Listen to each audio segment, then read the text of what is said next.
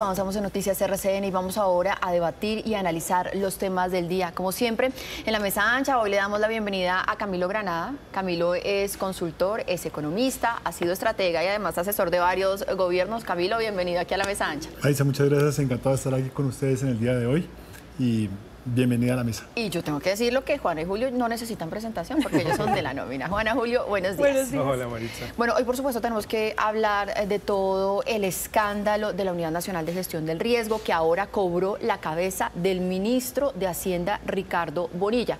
Y uno podría decir es la salida más importante en medio de todas las cabezas que ha cobrado este escándalo, porque Bonilla tiene al frente temas muy importantes o tenía temas muy importantes para el gobierno nacional en este momento, que son presupuesto, el déficit, la reforma tributaria, pero además porque Bonilla es de las entrañas del petrismo y viene trabajando con el presidente desde hace muchos años, desde la alcaldía de Bogotá. Una primera lectura sobre esta salida de Ricardo Bonilla. Camilo. Pues yo creo que la primera señal que uno siente es de incertidumbre y de mucha presión para el gobierno. Incertidumbre porque estamos en una situación fiscal muy compleja y la agenda, como tú decías, del ministro de Hacienda en el Congreso es clave. Y mucho peso para el gobierno, porque obviamente se va no solamente uno de los alfiles más cercanos al presidente, sino también crece la mancha de corrupción y de dudas sobre el gobierno por cuenta de esta salida. Juana. Muchas personas llevábamos días pidiendo y diciendo que era necesario para el gobierno, para que no quedara en este bloqueo de protección, de dedicarse a defender a su ministro, sino que su ministro tenía que salir para poderse defender por fuera del gobierno y dedicarse realmente a esto. Algo que me llamó mucho la atención es que es la primera salida concertada.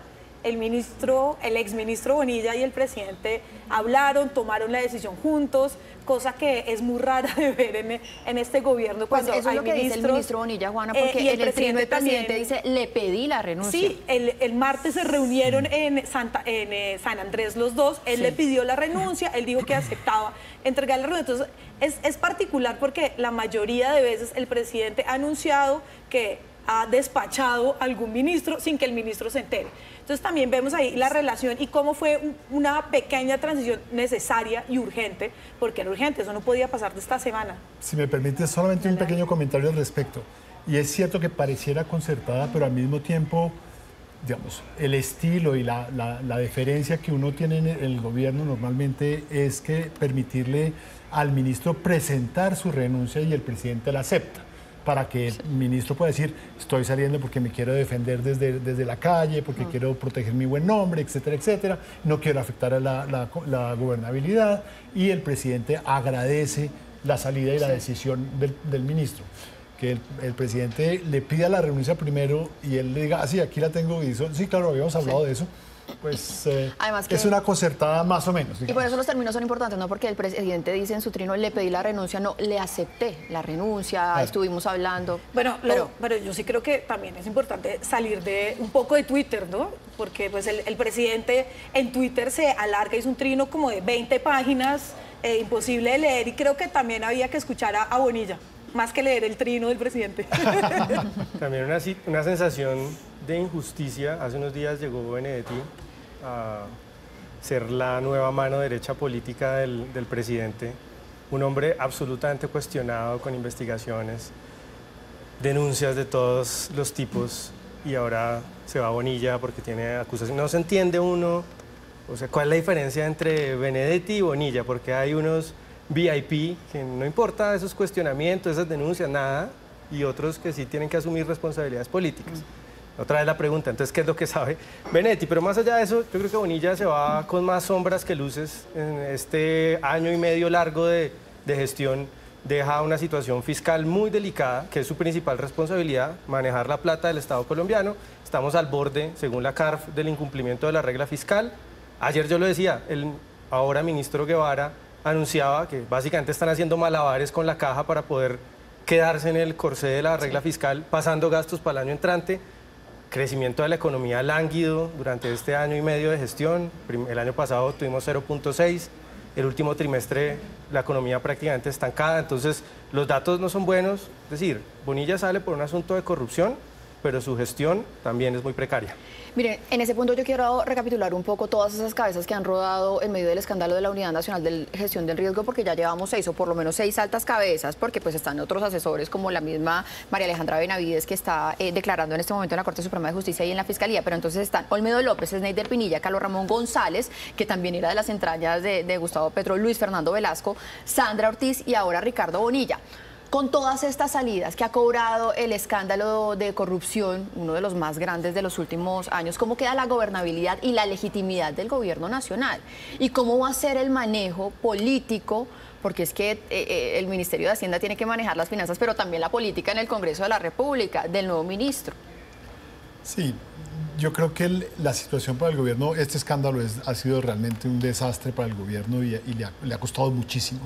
Y yo creo que, por otro lado, esto demuestra que la gobernabilidad que pretendía tener, una nueva gobernabilidad que pretendía presentar tener el gobierno, pues no es tal, y que efectivamente están cayendo los piezas claves del gobierno alrededor de uno de los problemas más permanentes, recurrentes de la política colombiana, que es la relación entre el Ejecutivo y el Legislativo y lo que llaman la aceitada de las maquinarias. Ese es un punto clave en este momento. Yo creo que realmente la persona fuerte que cae es Ricardo Bonilla. El resto, digamos que yo creo que ni la opinión pública sabe bien quiénes son, no los referencia, sabe Sneider tal vez y Olmedo por los nombres que circulan constantemente. No, pero Luis Fernando Velasco, ministro del Interior... Sí, Maritza, pero la mayoría de personas, usted les pregunta quiénes son los ministros y los nombres de los ministros y no saben. Sabemos nosotros porque trabajamos en esto, nos dedicamos, nos gusta la política y estamos en la jugada, pero pues ministro de Hacienda suena y resuena mucho más en la cabeza de las mayorías de las personas. Ahora, este escándalo lo que ha puesto en evidencia justamente es eso, el problema estructural de la relación del gobierno con el Congreso de la República. Ahora la pregunta es, ¿el Congreso tiene la sartén por el mango para pedirle y decirle al gobierno qué debe hacer? ¿No? Porque listo, se destapó el escándalo, pero estructuralmente el Congreso no va a cambiar y no va a terminar en este momento de pedir o de hacer concesiones de ciertos tipos y transacciones y pedir transacciones económicas al gobierno para aceptar y para pasar sus reformas. Y creo que este es un debate importantísimo en un país en el que esa maquinaria, ese aceite, esa mermelada constante, la habíamos normalizado y la tenemos normalizada. Entonces, que esta discusión se abra me parece fundamental e importante. Y si me permites, sobre eso creo que esa es la verdadera lección que deberíamos aprender de este nuevo escándalo.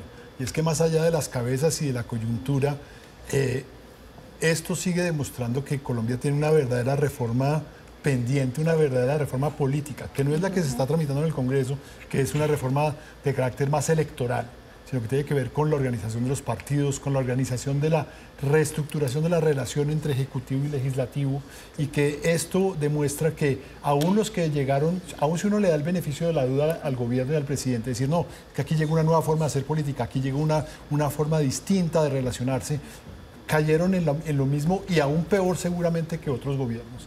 Y eso demuestra que hay un problema de fondo en la política colombiana que no se va a resolver sacando al ministro Bonilla o mandando a la cárcel a X o Y, sino que hay que cambiar de verdad la política. Julio. Esto tiene dos caras, ¿no? La moneda tiene dos caras, un problema y una oportunidad. El problema, pues, problema de gobernabilidad, de desconfianza en el público, pero también está al lado de la oportunidad, que es, pues, digamos, este tipo de proyectos populistas como el gobierno del Pacto Histórico usan la victimización como instrumento. No nos dejaron gobernar como caballito de batalla para las elecciones del 26. De hecho, el presidente ya inauguró esa lógica, pues la ha inaugurado antes, pero ayer la dejó muy clara en ese trino ensayo delirante que escribió el presidente. Habla, por ejemplo, de no confiar en funcionarios uribistas. Pues básicamente lo que está planteando es un escenario donde todo esto es culpa de infiltrados de la oposición en el gobierno. Habla de entrampamiento económico al gobierno y más grave todavía, dice que el señor Cepeda, y una cosa críptica, extraña, pero básicamente dice que el señor Cepeda está urdiendo un golpe de Estado, básicamente, un golpe parlamentario. La prensa, ¿no? También pues, digamos, de ocultar sí, son problemas, pero el presidente también es experto en voltear las narrativas para decir, oiga, sí, son estos problemas que no nos dejaron gobernar, no tenemos resultados exitosos en 4 años, pero fue porque no nos dejaron. Necesitamos el pacto histórico, no él, pero el pacto histórico necesita un segundo tiempo. Entonces, un problema, pero también una oportunidad. Yo quiero volver sobre una cosa que estaba en ese trino de ayer del presidente Gustavo Petro que despierta muchísimas preguntas, por no decir inquietudes, y él dice: no voy a permitir que se acorrale al pueblo con extorsiones y porque usaré la Constitución si el Congreso se deja llevar de quienes extorsionan y buscan el golpe inconstitucional. En nuestro Petro Explaining, ¿qué significa eso? Esa es una buena pregunta. Yo no me tomé el tiempo de leer ese trino porque me parecía imposible y ahora... No, de hecho, ahora uno lo empieza a leer y la renuncia al ministro está en los tres últimos párrafos. No, sea, es que me parece que en serio, para empezar, que el presidente pues no debería, y yo estoy en totalmente desacuerdo de tratar de gobernar o de expresar ideas por medio de Twitter, que es un pequeño mundo reducido, críptico, pues que leemos 10 personas, me parece pues que no tiene ningún sentido para empezar. 20 páginas, como le dije ahorita, yo no las voy a leer, me rehúso a leerlas. Y ese punto, claro, esto es alienta, digamos, esta idea de extorsión, que yo no digo que sea falsa, porque históricamente el Congreso de la República ha extorsionado a todos los gobiernos y han llegado a acuerdos a punta de aceite y de mermelada, ¿no?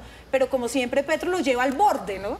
Lleva al borde, ya es que nos estaban presionando con el golpe del que siempre está hablando, y le da otra vuelta y otra lectura que claramente se vuelve, pues, que se sale de lo que está pasando en realidad, sí, y de en lo que deberíamos concentrarnos, sí, la salida de Bonilla, la llegada de Diego Guevara y qué va a pasar en esa transición. Se nos está acabando el tiempo para cerrar rápido este tema porque quiero llegar también a lo del tema de Ricardo Roa, sí, Camilo y Julio. No, muy rápidamente.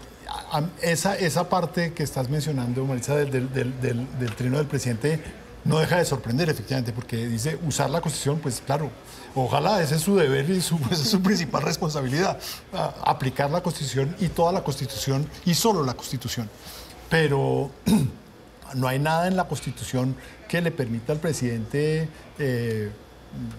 hacer algo para supuestamente contrarrestar el supuesto el golpe blando que le estarían dando. Entonces, una conmoción interior,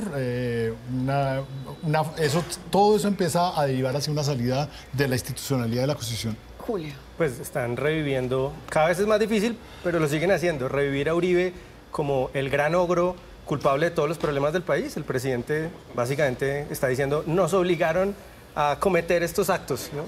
Los funcionarios uribistas. Eso me parece pues ridículo e irreal. Bueno, y les decía que nos quedan solamente un minuto, pero pues otro de los escándalos del día que también tiene que ver con Ricardo Bonilla es la denuncia que hizo ante la Fiscalía por las supuestas presiones de Ricardo Roa y de Nicolás Alcocer Petro. Muy rápidamente un comentario sobre este tema para no dejarlo de lado porque también es tema del día. Camilo, Juana y Julio. Camilo, Juana. Muy rápido. No, yo creo que si alguien ha habido renunciar, primero que todo es el presidente de Ecopetrol, porque no es solamente el escándalo, está involucrado en múltiples escándalos, en múltiples indelicadezas, más allá además de los problemas que está teniendo como gerente de la campaña. Y yo creo que, volviendo al tema de Benedetti que decía Julio, pues creo que el hilo de la sostenibilidad en el gabinete pasa más por lo que pasó en la campaña que por lo que está pasando en el gobierno. Bonilla hizo lo que tenía que hacer y lo que debe y tiene que hacer cualquier funcionario público, en este caso cuando les llegan ese tipo de denuncias, y presentárselas a la Fiscalía. Muy mal timing, ¿no? Suena muy mal que el mismo día que se conoce que el ministro, sea que él no denunció, pero transfirió a la Fiscalía esas denuncias, de todas maneras quedó la sensación de que se sostiene Benedetti, se sostiene Roa, se sostiene una cantidad de gente que no debería estar ahí, y no se sostiene Bonilla por cuenta de esa denuncia. Esa es la sensación, no sabemos qué hay detrás, pero pues la coincidencia es muy desafortunada. Pues bueno, señores, muchísimas gracias. Camilo, muchísimas gracias. Bienvenido nuevamente más adelante a la mesa ancha para analizar los temas.